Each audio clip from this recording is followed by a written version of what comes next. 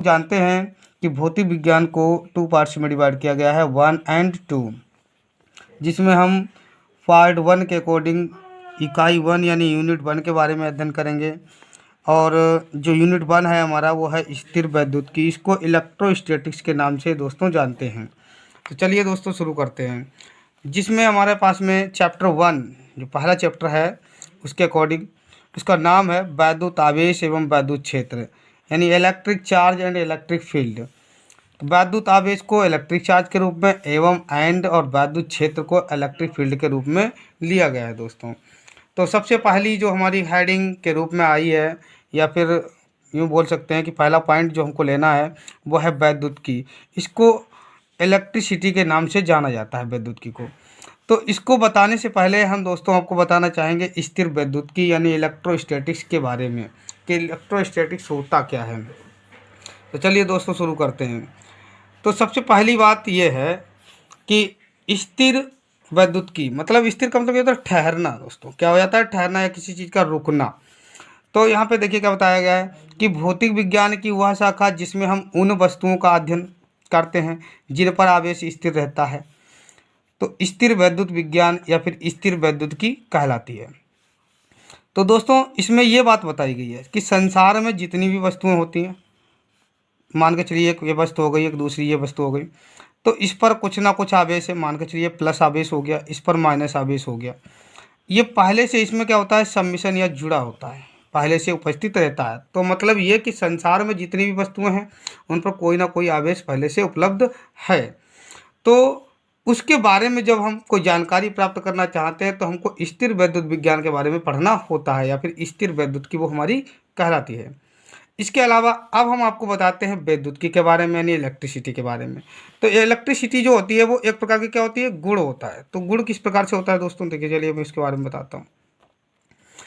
ये इसमें देखिए सम्मिशन ये है कि वस्तु का वह गुण जिसके कारण वह हल्की वस्तुओं को अपनी ओर आकर्षित करता है, इलेक्ट्रिसिटी या वैद्युत की कहलाता है।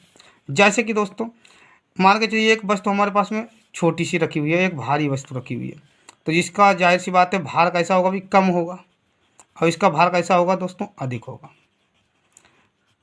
तो हम क्या करेंगे, ये वाली जो बड़ी वाली वस्तु है वो छोटी वस्तु को अपनी तरफ क्या कर लेगी? आकर्षित कर लेगी। और ये जो आकर्षित करने का जो गुण होता है, आकर्षित करने का गुण, वही हमारा क्या कहलाता है? वैद्युत की कहलाता है, यानी इलेक्ट्रिसिटी कहलाता है दोस्तों। तो मेरे ख्याल से आपको समझ में आ गया होगा कि वस्तु का वह गुण जो किसी अन्य हल्की वस्तु को अपनी तरफ आकर्षित कर सके वैद्युत की कहलाता है। तो चलिए दोस्तों अब आगे आपको बताते हैं।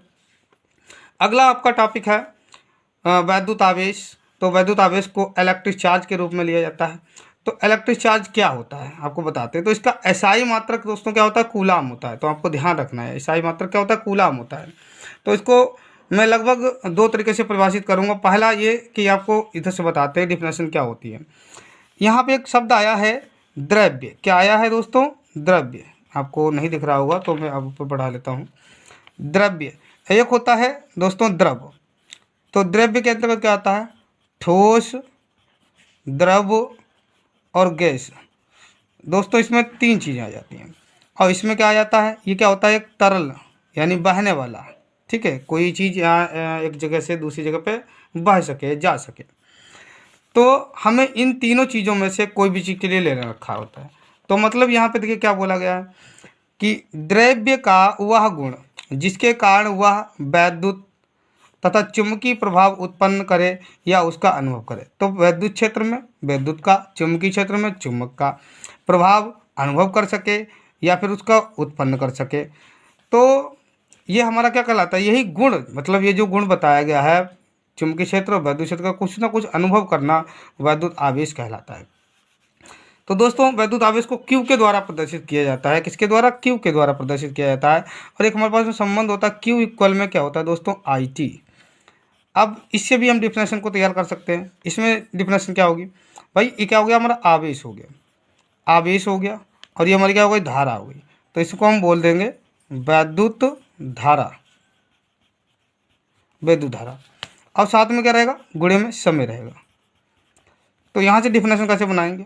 अब भाई धारा है तो किसी ना किसी चालक में प्रवाहित रहेगी। तो हम इसमें कह सकते हैं किसी चालक में प्रवाहित वैद्युत धारा तथा उस धारा के प्रवाह में लगे समय के गुणनफल को हम वैद्युत आवेश कहते हैं। अब अगर बात करते हैं तो ये हमारी दूसरी डिफिनेशन हो जाती है। इसके अकॉर्डिंग अगर हमसे कोई पूछने लगता है कि भाई इसका मात्रक क्या होगा, तो हम इसके लिए मात्रक लिख देते हैं। आपको मात्रक के बताते हैं कि मात्रक कैसे निकाला जाता है। वैद्युत धारा है तो वैद्युत धारा का मात्रक क्या होता है दोस्तों, एम्पियर होता है, एम्पियर। और साथ में यहाँ क्या रहेगा, समय, समय का मात्रक क्या होगा दोस्तों, सेकेंड होगा। तो हमारे पास में अगर हम इसको कहें तो मात्रक क्या हो जाएगा, एम्पियर सेकेंड, एम्पियर सेकेंड। अब अगर बात करते हैं दोस्तों बीमा के लिए, तो बीमा क्या होती है, वही एम्पियर है। अब एम्पियर के लिए हम धारा है, धारा का मात्रक हो गया, तो इसको हम गुरु कोष्टक में ए लिख देंगे और साथ में यहाँ से सेकेंड के लिए टी लिख देंगे, क्योंकि समय के लिए टी हो जाएगा, और इसको सम्मिश्रण करके एक में लिख देंगे, तो ये हमारा मिल जाएगा एटी। तो दोस्तों आप समझ रहे होंगे, तो एटी इसकी क्या हो जाती है, बीमा हो जाती है। अब अगर बात करते हैं दोस्तों इसके बारे में और सारी चीज़ें जानकारी, तो एक मैंने मात्रक ये बता दिया, दूसरा मात्रक मैंने क्या बताया, कूलाम के बारे में। एक कूलाम भी इसका मात्रक होता है दोस्तों। तो ये हमारे ख्याल से आपको क्लियर हो चुका होगा। तो चलिए नेक्स्ट टॉपिक आपके लिए शुरू करते हैं। नेक्स्ट टॉपिक है आपके लिए वैद्युत आवेश के प्रकार, यानी कि टाइप्स ऑफ इलेक्ट्रिक चार्ज। तो टाइप्स ऑफ इलेक्ट्रिक चार्ज, तो इसके बारे में बताते हैं आपको दोस्तों। तो जैसा कि ये दो प्रकार के होते हैं, मतलब ये बताया गया कि वैद्युत आवेश दो प्रकार के होते हैं। पहला नंबर बता रखा है धन आवेश, इसको बोलते हैं पॉजिटिव चार्ज। पॉजिटिव चार्ज, अब पॉजिटिव चार्ज क्या होता है दोस्तों, तो देखिए यहाँ पे समझाते हैं आपको। जैसे कि हमारे पास में एक वस्तु है, उसके ऊपर प्लस चार्ज है और दूसरी वस्तु है माइनस चार्ज है। अब हम क्या करते हैं दोस्तों कि जब इधर से वस्तु पर दूसरी वस्तु पर इलेक्ट्रॉन का प्रभाव होता है, तो यहाँ पर क्या हो जाएगा भाई, ये प्लस चार्ज आ जाता है, क्योंकि इसको बोला जाता है दाता। और ये वाला क्या है, माइनस चार्ज, तो ये क्या हो जाएगा, ग्राही। इधर से इलेक्ट्रॉन इधर आए तो इधर क्या होंगे दोस्तों, कम हो जाएंगे इलेक्ट्रॉन, तो यहाँ इलेक्ट्रॉन की क्या होगी, कमी होगी, और यहाँ पे इलेक्ट्रॉन की क्या होगी, अधिकता होगी। तो अगर हमसे कोई डिफिनेशन के रूप में पूछे कि धनावेश क्या होता है, तो हम बताएंगे कि ऐसा पदार्थ जिसमें इलेक्ट्रॉनों की कमी हो जाए तो उस पर क्या होता है, धनावेश आ जाता है।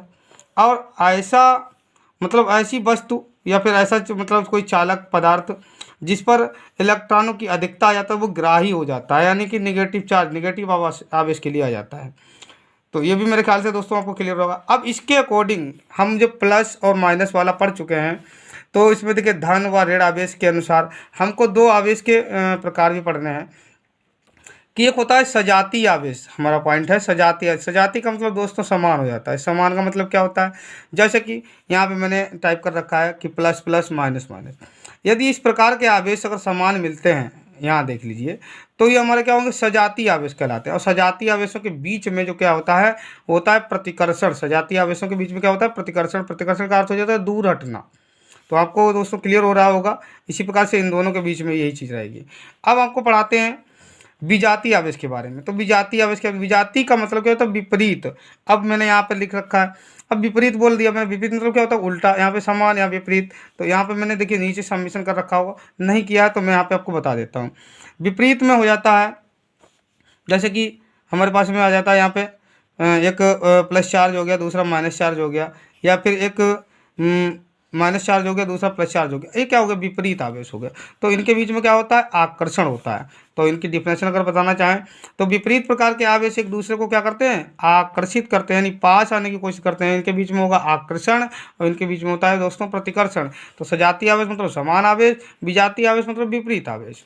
तो मेरे ख्याल से दोस्तों आपको ये चीज़ क्लियर हो रही होगी। चलिए अच्छा, नेक्स्ट आपको मैंने कुछ नोट्स में भी लिखवा रखा है, तो आपको बताते हैं नोट्स के बारे में।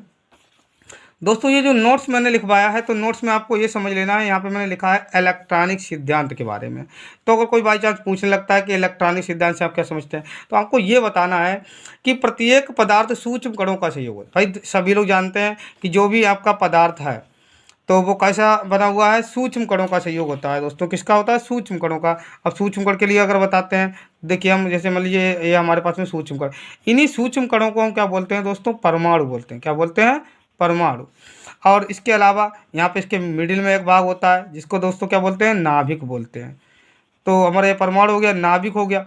तो कई, अब आपको उसके लिए बताना है कि प्रत्येक पदार्थ क्या होता है, सभी का छोटे छोटे कणों का संयोग होता है, इन्हीं को हम परमाणु कहते हैं या फिर एटम कहा जा सकता है। और इसका समस्त धनावेश इसके केंद्रीय भाग में संकेंद्रित रहता है, जिसको हम क्या बोलते हैं दोस्तों, नाभिक या न्यूक्लियस कहते हैं। और ये सब हमारा किसके अंतर्गत आ जाता है, सब इलेक्ट्रॉनिक सिद्धांत के अंतर्गत आ जाता है। तो दोस्तों हमारे ख्याल से आपको ये सारी चीज़ें समझ में आई होंगी, और नेक्स्ट पार्ट में आपके लिए आवेशन की विधियां लेकर के आऊँगा कि आवेशन की विधियों को किस प्रकार से बताया गया है। चलो थैंक यू दोस्तों, थैंक यू।